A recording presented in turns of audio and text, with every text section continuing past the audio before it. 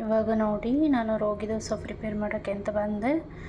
So ಮೊದಲು 1-2 spoon ಅಕ್ಕಿ ಹಸಿಟ್ಟು ಹಾಕಿದ್ದೀನಿ. ಇದು ಆಮೇಲೆ ರಾಗಿ ಹಸಿಟ್ಟು ಹಾಕ್ತಾಯಿದ್ದೀನಿ. ನೀವು ಎಷ್ಟು ಜನ ಇದ್ದೀರಾ ಇಲ್ಲ ಎಷ್ಟು ಜನಕ್ಕೆ ಮಾಡ್ಕೊಳ್ತೀರಾ ಅದ್ರ ಮೇಲೆ ಡಿಪೆಂಡ್ಸು.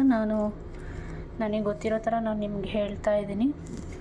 ಸೊ ನೆಕ್ಸ್ಟ್ ಸ್ವಲ್ಪ ರವೆ ಹಾಕ್ಕೋಬೇಕು. ಯಾಕಂತ ಅಂದರೆ ಸಮ್ಟೈಮ್ಸು ಏನಾಗುತ್ತಂದರೆ ದೋಸೆ ಕಿತ್ತೋಗೋ ಚಾನ್ಸಸ್ ಇರುತ್ತೆ. ಸೊ ರವೆ ಹಾಕಿದ್ರೆ ನನ್ನ ಎಕ್ಸ್ಪೀರಿಯನ್ಸ್. ಇವಾಗ ಆ್ಯಕ್ಚುಲಿ ನನಗೂ ಇದು ಗೊತ್ತಿರಲಿಲ್ಲ, ನಮ್ಮಮ್ಮ ನನಗೆ ಹೇಳ್ಕೊಟ್ಟಿರೋದು.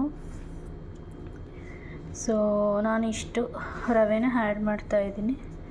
ಇಷ್ಟು ಸಾಕಂತ ಅನಿಸುತ್ತೆ. ಯಾಕಂತಂದರೆ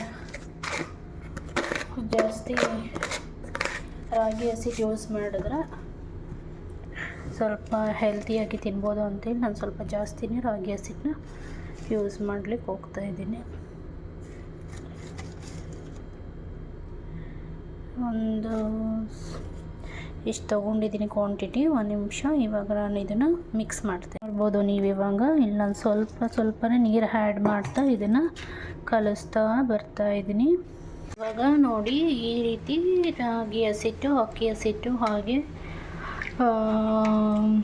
ಸ್ವಲ್ಪ ಸಾಲ್ಟು, ಇದನ್ನು ಸ್ವಲ್ಪ ರವೆ, ಇದನ್ನು ನಾನು ಚೆನ್ನಾಗಿ ಮಿಕ್ಸ್ ಮಾಡಿ ಒಂದು 1/2 ಅವರ್ ಬ್ಯಾಕೇ ಇಟ್ಟಿದ್ದೆ. ಸೊ ಇದೀಗ ರೆಡಿ ಆಗಿದೆ. ಯಾವುದೇ ರೀತಿ ಒಂದು ಗಂಟಿಲ್ಲ, ಏನೂ ಇಲ್ಲ. ಸೊ ಇವಾಗ ನಾನು ಇದನ್ನು ಮಾಡಲಿಕ್ಕೆ ಹೋಗ್ತಾಯಿದ್ದೀನಿ. ಎಣ್ಣೆ ಕಾಗಿದೆ ಅಂದರೆ ನೀವು ಇದ್ರ ಮೇಲೆ ಆಯಿಲ್ ಹಾಕ್ಕೋಬೋದು. ನಾನು ಯೂಶ್ವಲಿ ಆಯಿಲ್ ಕಡಿಮೆ ಯೂಸ್ ಮಾಡೋದ್ರಿಂದ ನಾನು ಆಯಿಲ್ ಹಾಕ್ಲಿಕ್ಕೆ ಹೋಗಲಿಲ್ಲ. ಸೊ ಇವಾಗ ನಾನು ಏನು ಮಾಡ್ತೀನಿ ಅಂದರೆ ಇದು ಬೆಂದಿದೆ.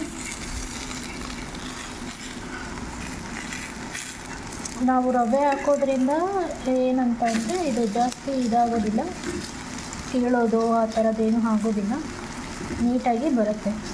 ಸೊ ದೋಸೆ ರೆಡಿ ಆಗ್ತಾ ಇದೆ. ಈಗ ದೋಸೆ ರೆಡಿ ಆಗಿದೆ.